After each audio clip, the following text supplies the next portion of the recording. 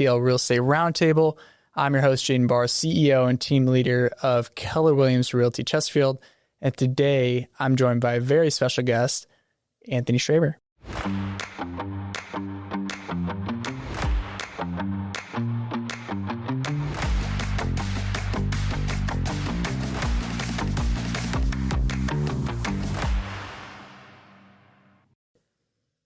Anthony, thanks for coming on, man. Thank you. Let's have some fun. Let's do it. I start off every episode the same way, which is what got you started in a career in real estate? Oof, that's a good question. I think it started way back when I was in college. I was like freshman, sophomore in college. I was originally from Champaign, Illinois, and my parents were moving from Champaign, Illinois to Edwardsville, Illinois, which is right across the river, if people don't know, from St. Louis. And they had a realtor sell their home, right? And, you know, I was going to school at Mizzou to get a business degree in marketing, and I didn't know exactly what I wanted to do with that. And I knew that, you know, I was personable. I like to move around, and sales was kind of the route I was probably going to take, but I didn't know exactly what that looked like. And so I actually went home to Champaign for, I think, my junior year summer. And the house was still on the market. It was a very unique home, so it was kind of hard for the realtor to sell. Now, me being a realtor, I probably could have given some tips and tricks, but we don't need to talk about that. If it were me, yeah. you know. So I had the opportunity to that summer actually shadow him just a day in the life as a realtor. And, you know, I just took it and ran with it. And it seemed like it was something that I would enjoy doing, just being on the go, just being involved in real estate. I just thought it was like a cool gig. He was actually doing something else full time, and then he did real estate on the side, but then his real estate business overtook his, you know, full-time job. And so he just went all in on real estate. And so that was kind of like piqued my initial interest. And then senior year of college, I became a leasing agent at one of the apartment complexes in Columbia that I was actually living in, one of their apartment complexes. And it was a really sweet gig. The company was called Brookside. People might know who went to Mizzou. They owned a lot of buildings throughout campus. And so I was just a leasing agent there for 2 years. I loved it. You know, I was showing tours to potential tenants, and it was like kind of like a party school a little bit in a way. So like that apartment complex too had like a rooftop pool. You know, we had all the gym, parking, all the stuff. And so it was really cool just being on the property management side, leasing side of real estate. And from there, I, you know, made a decent amount of money as a side gig while being a full-time student. And then after I graduated in 21, Brookside actually sold a few of their complexes to a new asset management company, who then hired a new property management company.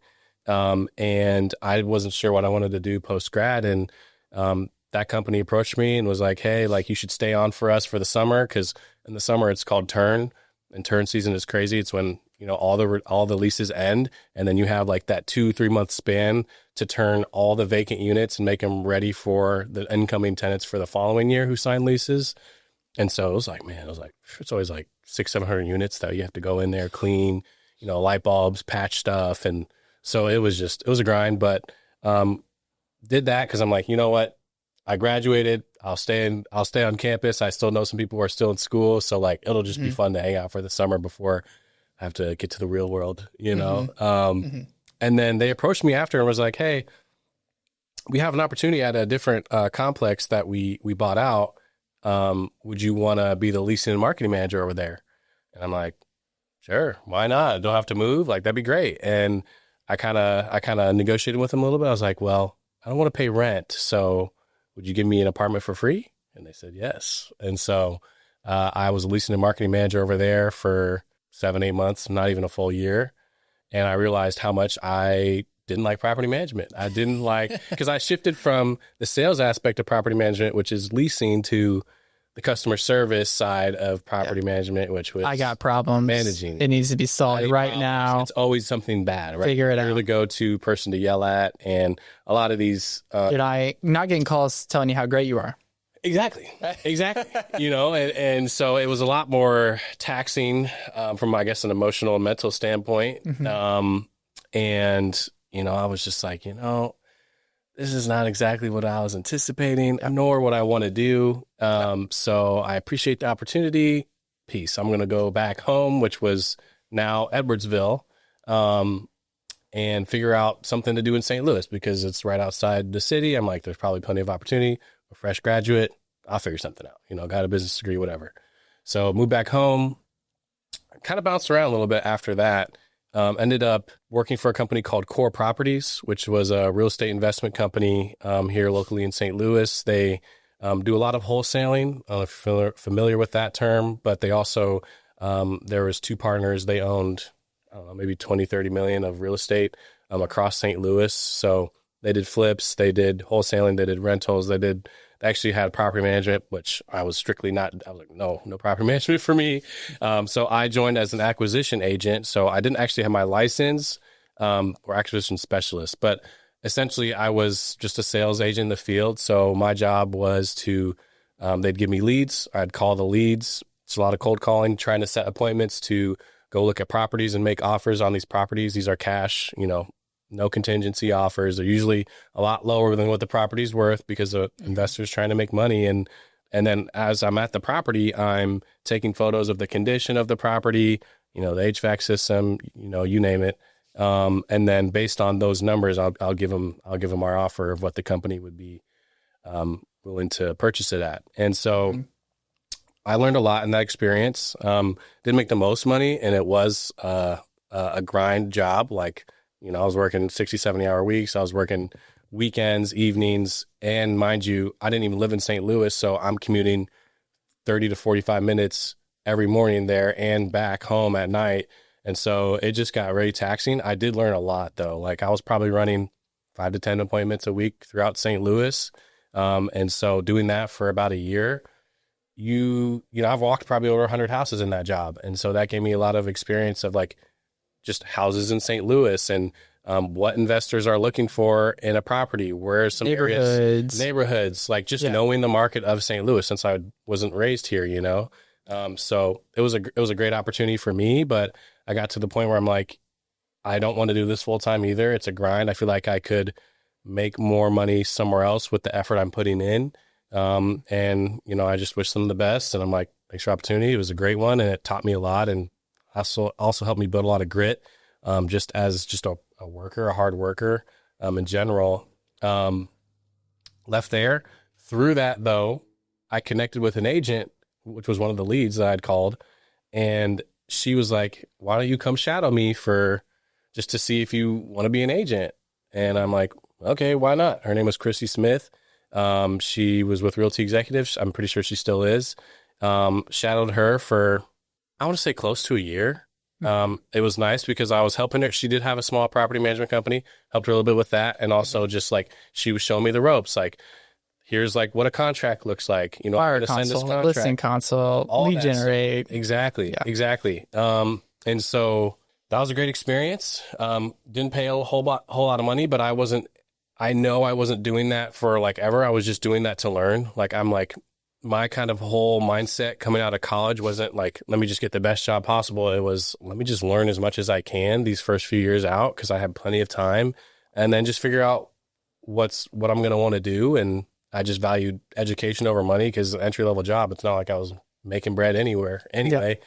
So, after I shadowed her, I was like, okay, let me go to the 9-to-5 life, and let me work in a job that's in the industry of real estate. And I ended up going to Cushman & Wakefield.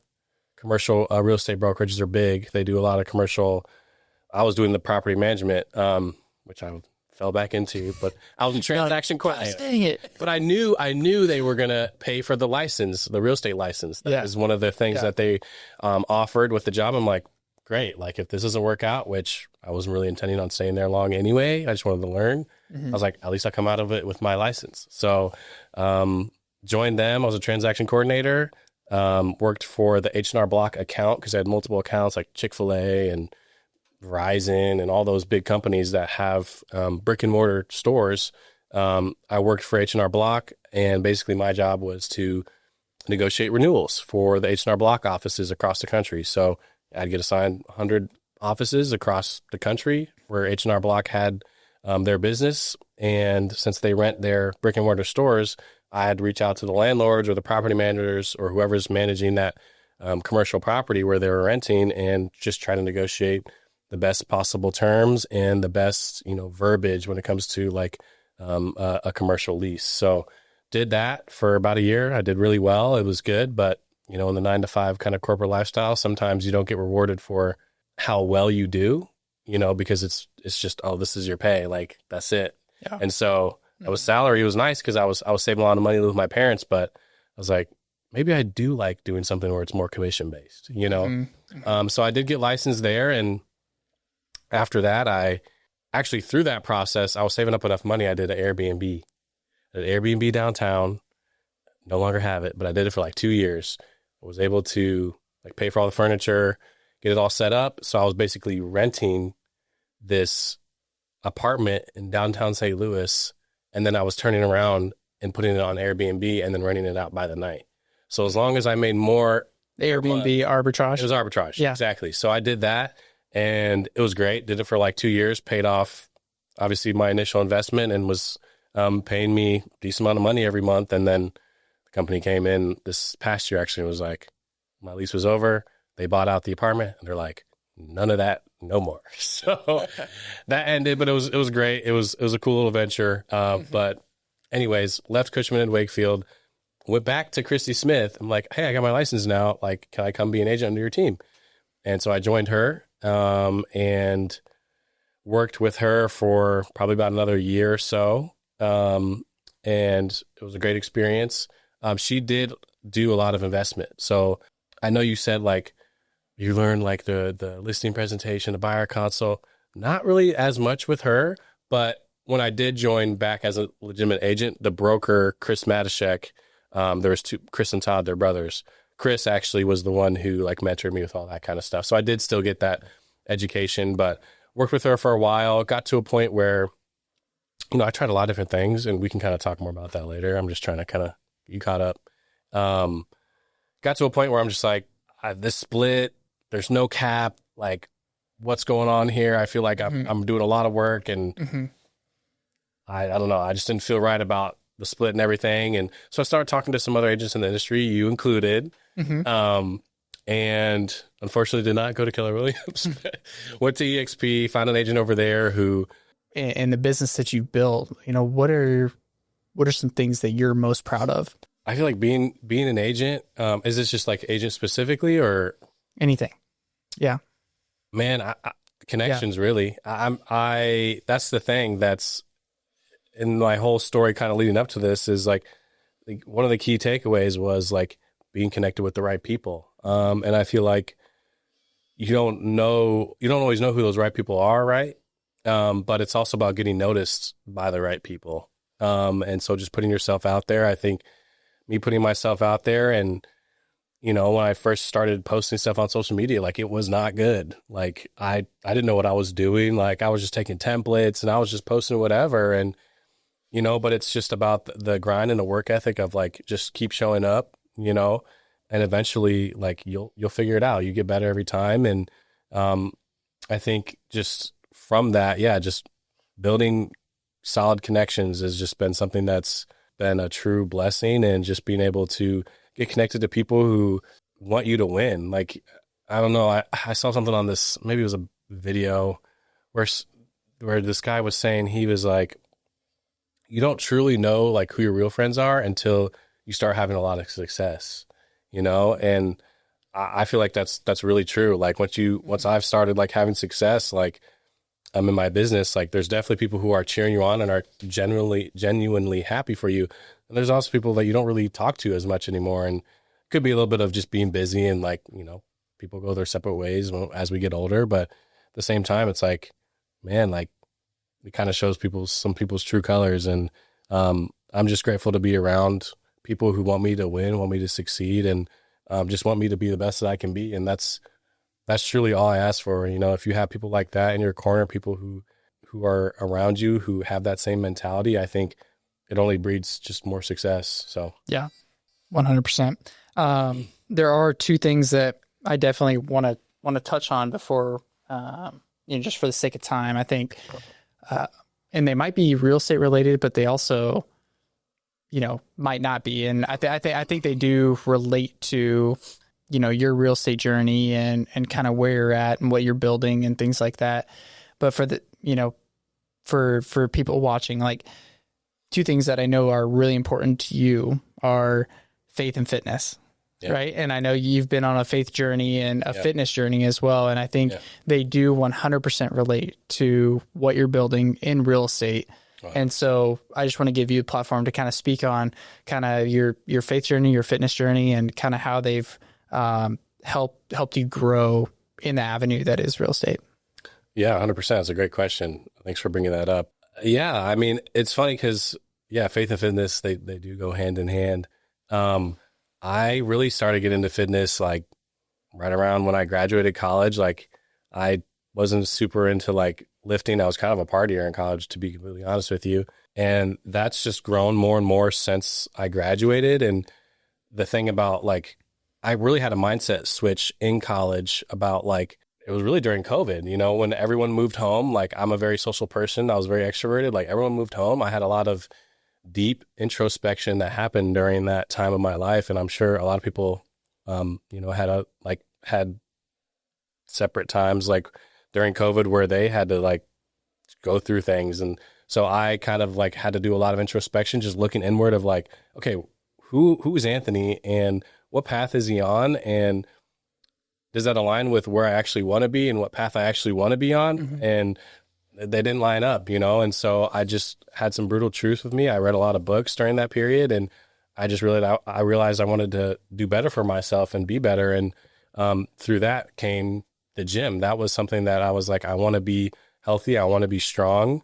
I want to push myself to the limit, and like, I don't want to sit on my deathbed and have any regrets. And that there's a lot of ways you could look at it, but like, your physical fitness is one that you can look at too. And I knew that in part of changing my mindset, like, I had to start establishing healthy habits. And so I started going to the gym pretty frequently. And I've just stayed on that because I know I want to be healthy even when I'm older. And I know that, your habits now will translate to like your future and what you look like and how you feel and your health in the future. So the gym was something where I just started doing consistently. And through that, my mindset has only, I think, improved, just because when you're in the gym, you're pushing yourself, harder than your mind thinks you can go sometimes. And so you can really break through some boundaries, and that kind of translates into business where you could be in tough situations, but because like you've put yourself through that,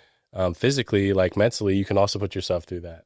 And that kind of leads to my faith too. I've had a crazy, I don't know if it was crazy. I mean, I'm sure people have had more testimonies, and I don't know if you need my full testimony on here. That'd be kind of long, but I'll kind of sum it up. Yeah.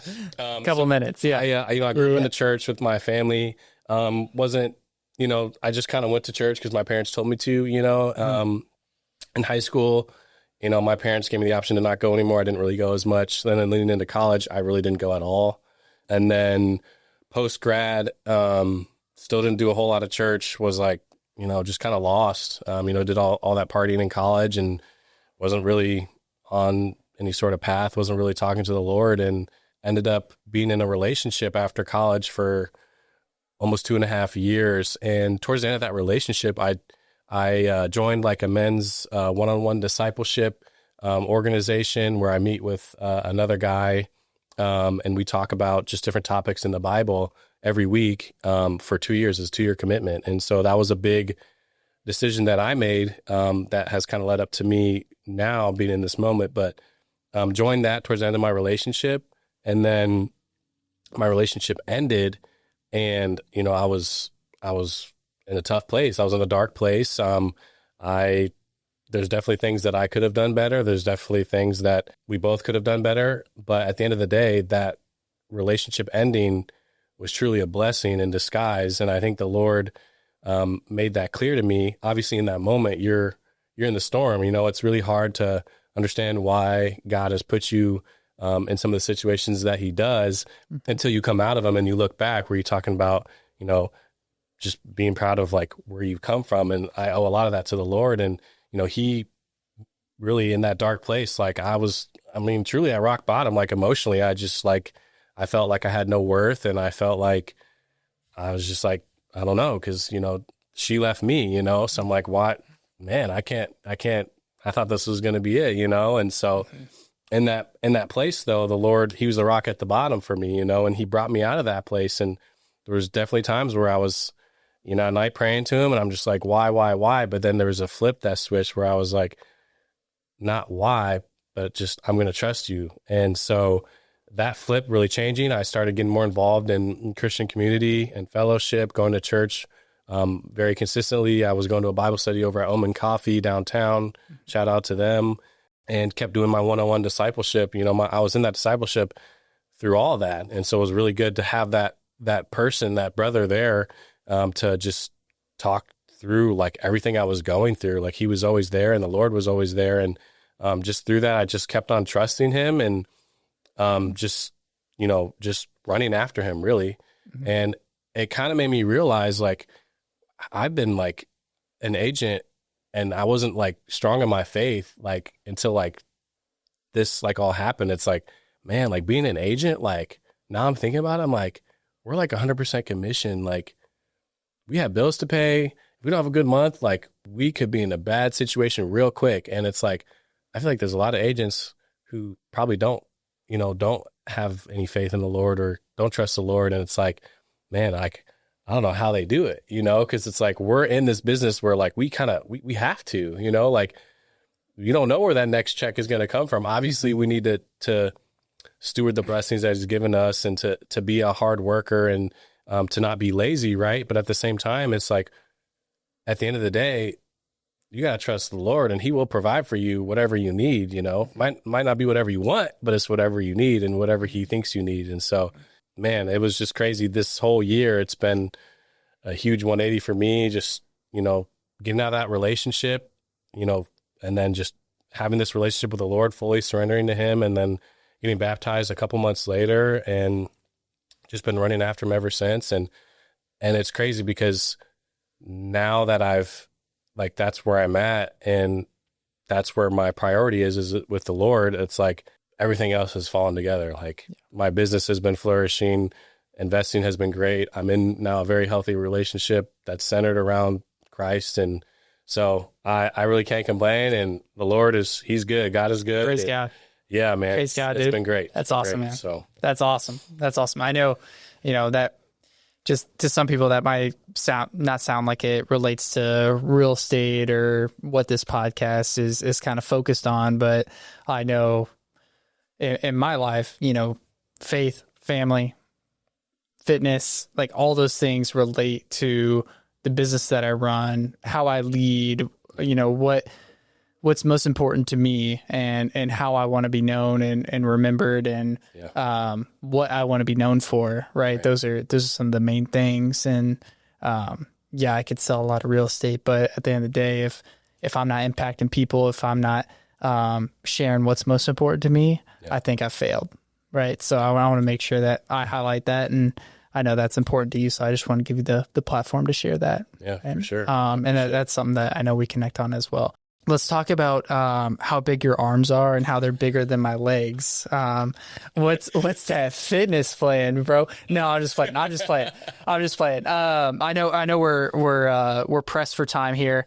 I think, like I've already highlighted, like you're somebody that is a rising star in this industry and somebody that I wanted to bring on the pod just for that reason, right? You're somebody that I know does the work, right? And I think that's something that a lot of agents, for one reason or another, they, make excuses on the results that they don't have from the work that they didn't do.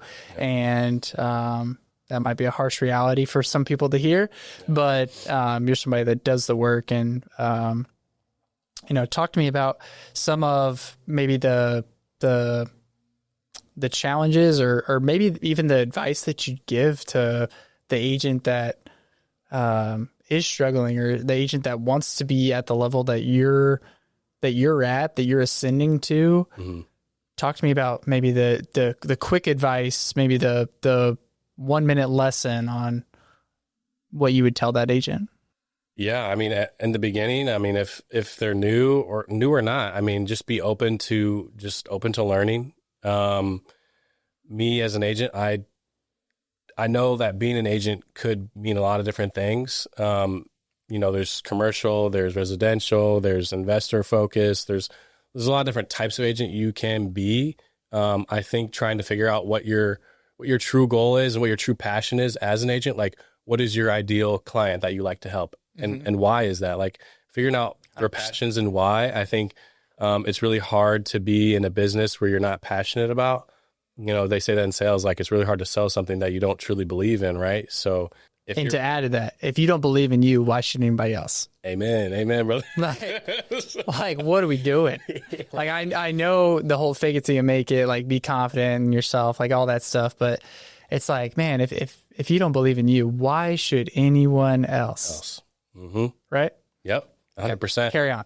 And so, so like, I would just say like, figure out what is that passion of yours? Is it like, do you like helping first time home buyers? Like I love, like my passion is like taking someone who doesn't believe they can ever buy a house in their life and educating them to a place where they know they can buy a house and having them believe that they can, because they can, and then actually getting them into a place where they can, and then finally getting to the place where they're actually in their house. Like I think it's just something that like in my soul, it makes me feel good. I'm like, man, like you didn't even think you could buy a house and now you're in a house. Like just that whole change and like trajectory of their whole life too, like being able to own a home, I think is huge. And so, whether that's first time home buyers, whether that's working with investors, whether that's you want to go more commercial or you want to do big apartment complexes, like figure out what makes you tick, what you're passionate about. And then based on that, you can kind of deduce like, okay, who are some people I should try to talk to and get around?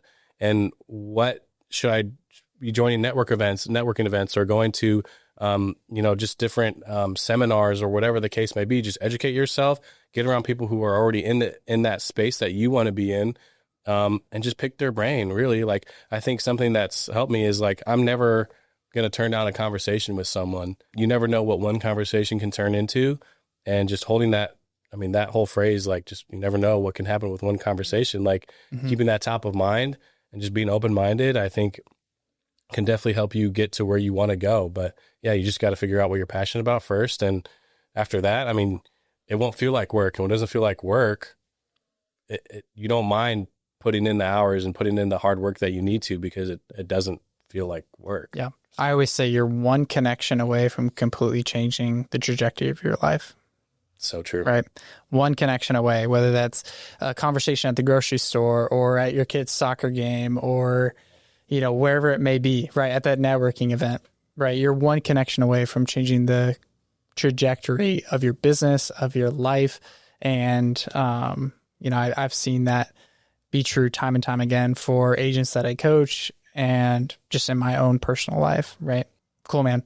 Well, I want to end the podcast the same way I do every episode, which is, what's the most impactful book or podcast that you've read or listened to? Ooh. Besides mine. Yeah, besides yours. That's tough now. I'm playing. No, I'm kind of stuck between two. Mm-hmm. One is Atomic Habits by, I think, is it James Clear? James Clear, yep. And then the other one is Rich Dad, Poor Dad. Who's that? Steve? Robert Kiyosaki. Yes. Yep. Oh, I said Steve. Yeah, both great books. Atomic Habits kind of says in the title, like it's helped me change my mindset when it comes to establishing those small habits can lead into big results over a long period of time. So just making sure that your habits are honed in, like that's why going to the gym consistently is so important to me. It's like, that's something I came into this industry knowing, like I can get busy, but no matter what, I'm scheduling my day around my gym time. I'm never going to forego that. I'm never going to flex on that. Like, yes, I can move the time around, but my day's getting scheduled around where am I going to be at the gym? And I've held true to that even as I've gotten busy. And yeah, sometimes I have to take phone calls at the gym, send emails, but that's what's great about real estate. You can do it from almost anywhere. So that's a great book. Definitely recommend. And then Rich Dad, Poor Dad. It kind of changes your mindset about money and investing in general, and just building wealth. That was something that was also important to me. Coming into to this business is like, I don't want to just be an agent and chase a commission check for the rest of my life. Like, I want to be able to build something while I'm in this business and while I have the expertise. And real estate is a great avenue to build wealth. And so that really kind of changed my mindset of just investing in real estate, what that looks like. And it just talks, I'll let you guys get the book and read it, but it's a great book that really changes your mindset about money and building wealth. So. Yeah. I second both those, man. Great books. And, Anthony, man, it's been a pleasure getting to know you over the years and being connected with you, man. It's been really fun to watch your journey in real estate. Appreciate it. And, to call you a friend and be connected with you over the years, man. Likewise. So thanks for coming on the pod. Thanks for taking what is your most valuable asset, which is your time, to be on this podcast and spend some time together, man. Of course. Always. And I know everybody else is going to get a ton of value from this episode. So thanks for tuning in and checking out STL Real Estate Roundtable. We will catch you on the next episode.